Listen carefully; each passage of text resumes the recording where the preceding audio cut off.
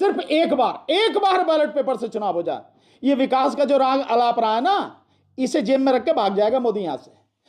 जो महाराष्ट्र विधानसभा का चुनाव हुआ है, जनता और वकीलों का कहना यही है कि अगर यही चुनाव ईवीएम मशीन की जगह बैलेट पेपर से वोट पड़ते तो बीजेपी का एक भी कैंडिडेट वहां से जीत कर नहीं निकलता। वहीं हरियाणा में बीजेपी की कैंडिडेट की कोई भी जीतने की सुनवाई नहीं थी, लेकिन ईवीएम मशीन से वोट पड़े और वहां पर भी बीजेपी की ही सरकार बनी। इसका क्या मतलब है? जनता इसका जवाब मांग रही है। जब जनता आपसे कह रही है कि ईवीएम मशीन से वोट नहीं पड़ने चाहिए, वकील कह रहे हैं कि ईवीएम मशीन से वोट नहीं पड़ने चाहिए, एक बार, सिर्फ एक बार बैलेट पेपर से अगर वोट पड़ गए तो कभी भी बीजेपी पूरे देश में कहीं पर भी कि देश के किसी भी कोने में बीजेपी एक भी सीट नहीं निकाल सकती। ये कहना है इन वकील साहब का। आप वीडियो को बिल्कुल स्किप ना करें, इन वकील साहब की पूरी बात को सुने और ये क्या कहना चाह रहे हैं।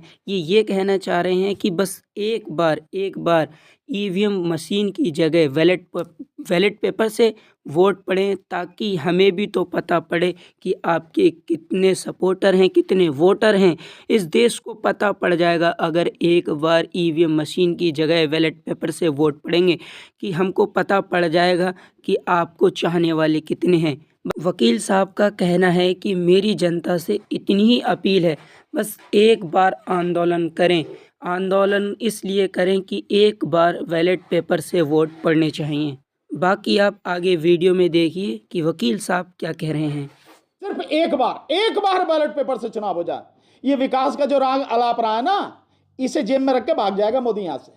आरएसएस लड़ ले या कोई भी लड़ ले, एक बार इस इलेक्शन कमिश्नर को ठीक कर दो, इसको हटा दो, मशीन को हटा दो, बैलेट पेपर से चुनाव करा लो। बैलेट पेपर से मैं दावे के साथ कह रहा हूं, कहीं भी किसी भी जगह देश के किसी भी कोने में अगर 10% से ज्यादा सीटें लेके आ जाए बीजेपी, किसी भी कोने में, गारंटेड मैं आपको कह रहा हूं कि नतीजे जिस तरह के आए हैं, उन्होंने शिवसेना और एनसीपी यानी उद्धव ठाकरे गुट और शरद पवार गुट, ये कभी भी आगे सर उठाने की कोशिश न कर पाए। उनको इस तरह से जो है मतलब खत्म करने का प्रयास किया है। जो नतीजे हैं उनसे ये साबित होता है। बाकी सरकार बीजेपी की या महायुति की बन ही रही है, उसमें कोई बात ही नहीं है। मोदी मैजिक चल गया सर महाराष्ट्र में। नहीं, मोदी का कोई मैजिक नहीं है, मोदी की बेईमानी है। बेईमानी के अलावा उसके पास कोई मैजिक नहीं है। और उसकी बेईमानी में सहयोग देने वाला इस देश का इलेक्शन कमिश्नर राजीव कुमार, जो चीफ इलेक्शन कमिश्नर है, और बाकी ये सब लोग सब शामिल हैं। मैं बार बार इस बात को कहता हूं और मेरी बात लगातार सिद्ध हो रही है। अगर आप देख रहे होंगे आज के नतीजे, तो जिस समय नतीजे आ रहे थे वहां पर कुछ मीडिया के साथी, विशेषकर अगर मैं नाम लूं तो डीबी लाइव वाले जो हैं, उन्होंने तो बहुत जबरदस्त तरीके से, बहुत जोरदार तरीके से एक डांट लगाने के उसमें कहा कि राहुल गांधी जी, आप जो मन में आए करते रहिए, आपने अपना मीडिया बना लीजिए, आप उस पर करते रहिए, वीडियो अपलोड करते रहिए, लेकिन जब तक आप जन आंदोलन नहीं खड़ा करेंगे, सड़क पर नहीं उतरेंगे, तब तक आपकी ये हालत रहेगी, इससे भी बदतर हालत होगी आपकी। यही हाल आप देखेंगे उत्तर प्रदेश में जो हाल हुआ है। उत्तर प्रदेश में कोई सोच सकता था कि यही स्थिति होगी, लेकिन आपके सामने है जितनी बुरी स्थिति है। तो ये सब कुछ वेल प्लान्ड तरीके से है। हमने बहुत पहले ही कह दिया था कि महाराष्ट्र में बीजेपी जीत के आएगी। क्यों जीत कर आएगी? उसके दो कारण हैं, बड़े कारण हैं। नंबर एक, बीजेपी वहां अपने आप को मजबूती से स्थापित करना चाहती है, कर दिया उसने। दूसरा, जो अडानी है उसको धारावी की जो जमीन है तकरीबन 2 लाख करोड़ की, वो जमीन देनी है, सारा प्रोजेक्ट उसको देना है, सारा सब कुछ। तो कैसे देंगे? जब सरकार होगी तभी देंगे। और सरकार, जहां तक जनता की बात है, अगर पब्लिक की बात कहें तो जनता बीजेपी के साथ में नहीं है, लेकिन इलेक्शन कमीशन उसके साथ में है।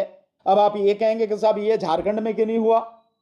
तो ये एक सेट पैटर्न है। अगर मैं झारखंड की ही बात अगर करूं, तो जो झारखंड में उसको वोट मिला है, जीएमएम को या इंडिया गठबंधन को जो सीटें मिली हैं 28 और 14 सीटें जो मिली हैं अब तक जो मेरी जानकारी है, उसके बाद अब क्या हुआ है मुझे नहीं पता, पर इतना जरूर है बहुमत उनका आ रहा है। तो जो वोट वहां पर मिली हैं वही वोट पूरे देश में, उससे भी ज्यादा वोटें पूरे देश में इंडिया गठबंधन के साथ में हैं, बीजेपी के विरोध में हैं। लेकिन इंडिया गठबंधन जिससे चुनाव आप लड़ रहे हो उसके तरीके, उसके हथकंडे आप नहीं जानते, उनको रोकने का आप कोई एक रणनीति नहीं बनाते, उसका नतीजा है आपके सामने है। अन्यथा बीजेपी अपने दम पर जीत नहीं सकती। एक और बड़ी मजेदार बात हो रही है कि एक और सज्जन कह रहे थे, पत्रकार, मुझे बड़ा आश्चर्य हुआ कि जो वे बात कह रहे हैं कि महाराष्ट्र का चुनाव आरएसएस ने लड़ा, तो लोकसभा का चुनाव किसने लड़ा? आरएसएस ने नहीं लड़ा। यह एक बड़ी मजेदार बात है कि आरएसएस ने लड़ा। अरे वो हर चुनाव आरएसएस ही लड़ रही है, बीजेपी आरएसएस सब मिलकर साथ में लड़ रहे हैं, लेकिन जहां पिट जाते हैं वहां कहते हैं कि भैया बीजेपी ने लड़ा, आरएसएस को मौका नहीं दिया। और जहां मतलब जीत के आ गए जो कि हाँ आरएसएस की छवि नहीं बिगड़नी चाहिए, तो आरएसएस ने चुनाव लड़ा। आरएसएस लड़ ले या कोई भी लड़ ले, एक बार इस इलेक्शन कमिश्नर को ठीक कर दो, इसको हटा दो, मशीन को हटा दो, बैलेट पेपर से चुनाव करा लो। बैलेट पेपर से मैं दावे के साथ कह रहा हूं, कहीं भी किसी भी जगह देश के किसी भी कोने में अगर 10% से ज्यादा सीटें लेके आ जाए बीजेपी, किसी भी कोने में, गारंटेड मैं आपको कह रहा हूं, नहीं है तो नतीजा आपके सामने ही है। यही चीज जो है संजय राउत ने भी कहा है कि अडानी का फैसला है, महाराष्ट्र की जनता का नहीं है। नहीं, बट संजय राउत अब क्यों कह रहे हैं? संजय राउत की पार्टी तो लड़ी है ना चुनाव, वहां शिवसेना ठाकरे ग्रुप वहां चुनाव लड़ा है। उन्हें यह बात पहले नहीं मालूम थी क्या? हम लोग इतने साल से लगातार कह रहे हैं, 2019 से हम लगातार जो इस बात को बता रहे हैं कि किस तरह की गड़बड़ी हो रही है। इलेक्शन केवल बीजेपी थोड़ी लड़ रही है, बीजेपी के साथ में आरएसएस, उसके साथ में उसके गठबंधन, उसके साथ में ईडी, उसके साथ में सीबीआई, उसके साथ में election IT income tax department, और उनसे भी सबसे बड़ा इलेक्शन कमीशन उनके साथ में। तो ये एक इतना तगड़ा गठबंधन है, आपको इनसे मुकाबला कैसे करना है, ये सोचना होगा कि नहीं सोचना होगा। तो अब आप कह रहे हो रिजल्ट आने के बाद, हम बहुत पहले से ये बात कह रहे हैं कि आप जब तक इस सारी चीजों को समझोगे नहीं, इस पर संघर्ष नहीं करोगे, तो हाल यही रहेगा। जब तक मशीन से चुनाव होगा या यही होगा। जिस दिन इस देश में बैलेट पेपर होगा, आरएसएस का बाप भी अगर आ जाए, अगर बीजेपी को चुनाव जीता जाए, मैं कह रहा हूं ना 10% से ज्यादा सीटें अगर किसी भी राज्य में, किसी भी राज्य की बात कर रहा हूं, और लोकसभा में 10% से ज्यादा सीटें लाके दिखा दे, ऐसी 50 आरएसएस आके बैठ जाए, तब भी मैं कह रहा हूं नहीं आ सकती। देश की जनता बुरी तरह से पीड़ित है। इनके पास कोई जवाब है इस बात का कि इतनी भयानक बेरोजगारी क्यों है, इतनी भयानक महंगाई क्यों है, इसके लिए जिम्मेदार कौन है? जवाब है इनके पास कोई जवाब नहीं है, किसी भी तरह का कोई जवाब नहीं है। लेकिन चुनाव जीते जा रहे हैं। देश की स्वास्थ्य व्यवस्था कितनी बुरी हालत में है। अभी इसी में आप देखा, झांसी में महारानी लक्ष्मीबाई हॉस्पिटल जो है, 11 बच्चे जल के मर गए, 11 नवजात शिशु जल के मर गए, इतनी बुरी हालत है। और पहले आपने देखा था कि जब वो बाबा था अलीगढ़ में, अलीगढ़ जन उसके एटा के पास में जब वो हुआ था, प्रोग्राम हुआ था जिसमें बहुत सारे लोग मरे थे, सैकड़ों से लोग मरे थे, उसमें जाके जब देखा, वो कौन सा बाबा, मैं नाम उसका ध्यान नहीं आ रहा, जब हॉस्पिटल की हालत सबके सामने आई। लेकिन ये कह रहे हैं सर, नारा चल गया उनका, बेरोजगारी की जगह ये एक रहेंगे, सेफ रहेंगे, और ये नारा चल गया। बटोगे कटोगे। तो ये नारा जो झारखंड में क्यों नहीं चला?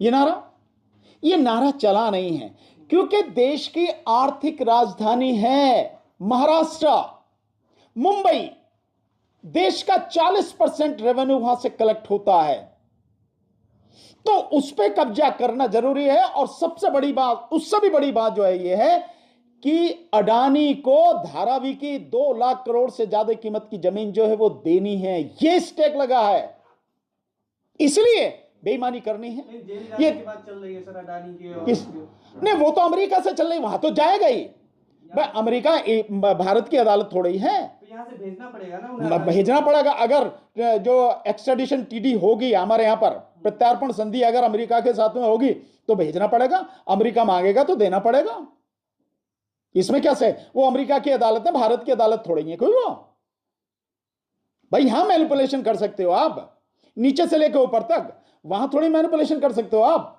वो तो सारा डॉक्यूमेंट्री प्रूफ है। तो वहां तो उसे जेल जाना ही पड़ेगा। और 20 साल से कम की सजा किसी आरोप में नहीं है जो इस पे लगाए गए हैं अडानी पर वहां। तो ये सारी चीजें हैं। मुंबई की जीत भी अडानी को नहीं बचा पाएगी जहां तक जेल जाने की बात है। और अगर बिल्कुल ही सब बिक गए हो तो भाई उसका कोई इलाज नहीं है।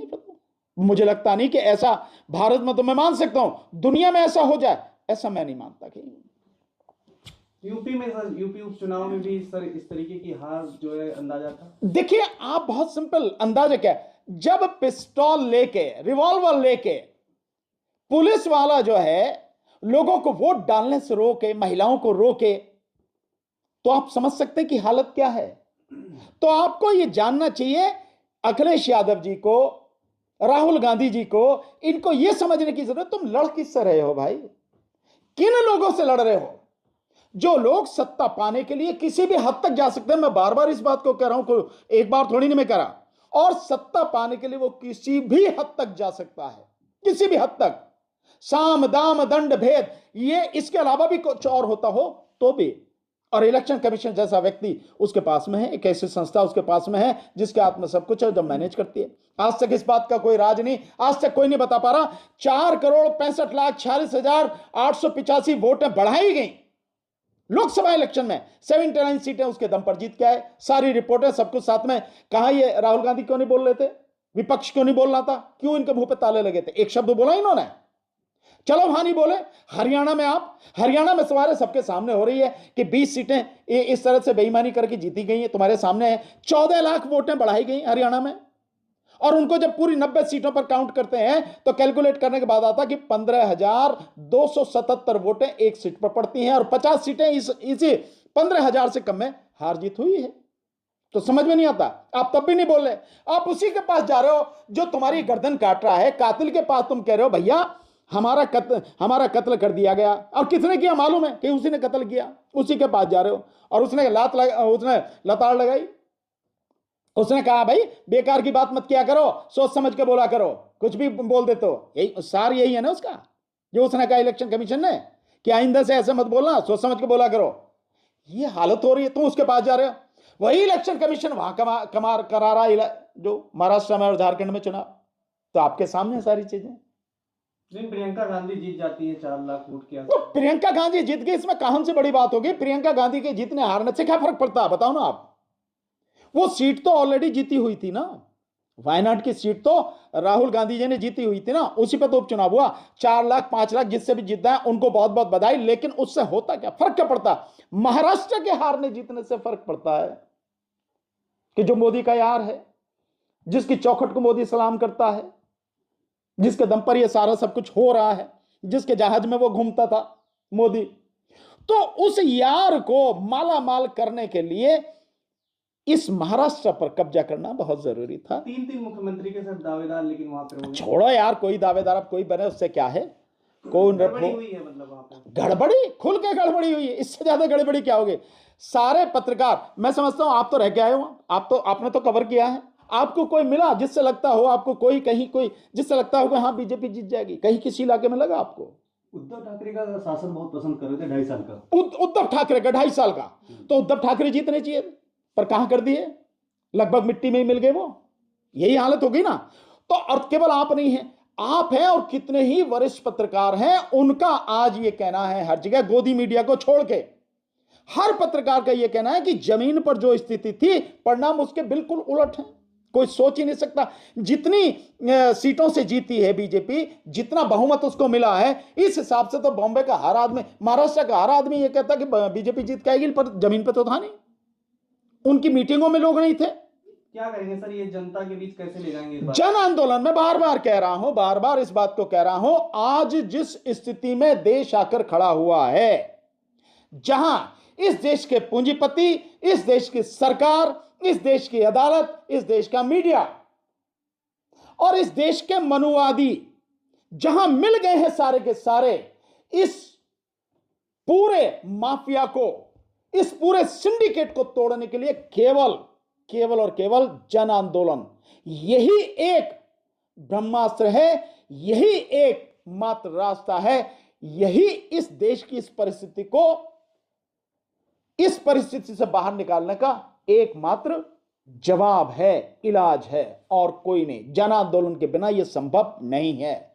इस देश की जनता को खड़ा होना पड़ेगा, अपने अंदर से डर निकालना पड़ेगा, और बैलेट पेपर से चुनाव हो, यह बात पूरी तरह से निश्चित करनी पड़ेगी। और इलेक्शन कमिश्नर अगर बेईमान है तो उसका इलाज भी इसी देश की जनता को करना पड़ेगा। कोई भी हो वो, अगर नहीं कर सकते, अगर डर लगता है इस देश की जनता को, जन आंदोलन नहीं कर सकती, तो फिर इसी तरह से होगा और राजा बन जाएगा मोदी, और फिर आप फिर जा, और बाकी आरएसएस ये सब चलाती रहेगी और आप करते रहना। लोकतंत्र भाड़ में गया, लोकतंत्र को वैसे ही दफन ही कर चुके हैं। बचा कुचा जो भी दिख रहा है ये भी सब कुछ खत्म हो जाएगा। और जनता अगर इस भ्रम में है या इस इंतजार में है कि कोई पॉलिटिकल पार्टी, कोई नेता आके आपकी अगुवाई करेगा, वो आंदोलन शुरू करेगा, तो भूल जाओ। राहुल गांधी वैसे तो बहुत बोलते हैं, राहुल गांधी ये कॉन्स्टिट्यूशन की किताब, ये देखो ये कॉन्स्टिट्यूशन, इसे दिखाते फिरते। अरे इन्हें दिखाने की बजाय वो आंकड़े दिखाओ ना, उन आंकड़ों पर जन आंदोलन खड़ा करो ना, बोलो ना।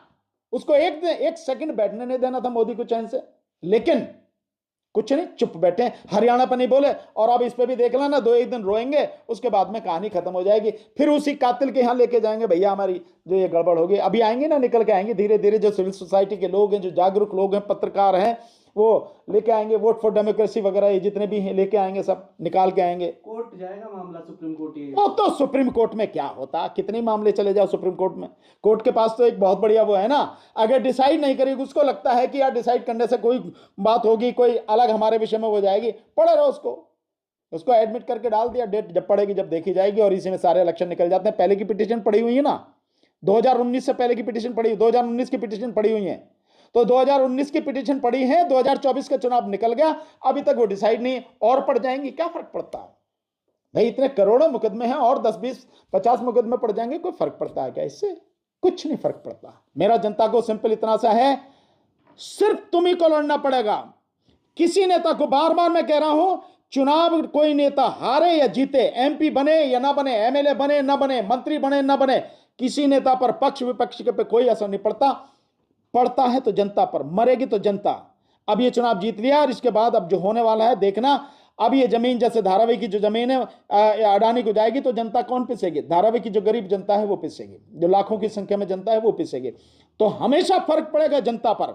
और मैं फिर कह रहा हूं, इनमें से कोई नेता नहीं है जो जनता की लड़ाई लड़ने को तैयार हो। क्या डर है, क्या आपस में सेटिंग है, मुझे पता नहीं, लेकिन ये तुम्हारी लड़ाई नहीं लड़ेंगे, तुम्हारी लड़ाई खुद लड़नी पड़ेगी। राहुल गांधी तो कहते हैं मैं मोदी से नहीं डरता। कोई डरो मत डरो, कहने से क्या फर्क पड़ता है। असली बात यह है कि आंदोलन कर रहे हो या नहीं कर रहे हो, करोगे या नहीं करोगे, सड़क पर आकर लड़ोगे, वो जो लड़ेगा वही जनता का नेता है। जो नहीं लड़ पाएगा वो काहे के लिए, कहने से क्या फर्क पड़ता है। विकास जीता, गुड गवर्नेंस जीता। एक बार मोदी बैलेट पेपर से चुनाव करा ले, फिर तेरा विकास पता लग जाएगी, विकास जीतेगा, तू जीतेगा या कौन जीतेगा। सिर्फ एक बार बैलेट पेपर से चुनाव हो जाए, ये विकास का जो राग अलाप रहा है ना, इसे जेब में रख के भाग जाएगा मोदी यहां से। मायावती कह रही है कि मध्य प्रदेश की तरह यहाँ भी महिलाओं और बहनों ने साथ दिया है, लाडकी बहना योजना काम करती है। कुछ भी कहने में क्या फर्क पड़ता है, कह तो कुछ भी दो। क्या किसी ने यह बोला है कि 1.03% वोट, 10 लाख वोट कैसे बढ़ गया? इस पे किसी ने कहा है? नहीं कहा ना। जुबान चुप है, हर किसी की जुबान चुप है, सिवाय उन पत्रकारों के जिन्होंने इस घोटाले को बता दिया। किसी और ने नहीं बोला। तो कोई भी पक्ष में, विपक्ष में, या कोई भी मोदी या महायुति के जो भी लोग हैं या महाविकास आघाड़ी के, इस पे क्यों नहीं बोल रहे हैं? ये बताओ ना, कैसे बढ़ गई है ये वोटें? अभी बढ़ रही हैं, पहले नहीं बढ़ती थी ये वोटें कभी। कहीं 14 लाख बढ़ रही हैं, यहां 10 लाख बढ़ गई, वहां 4 करोड़ 65 लाख बढ़ गई।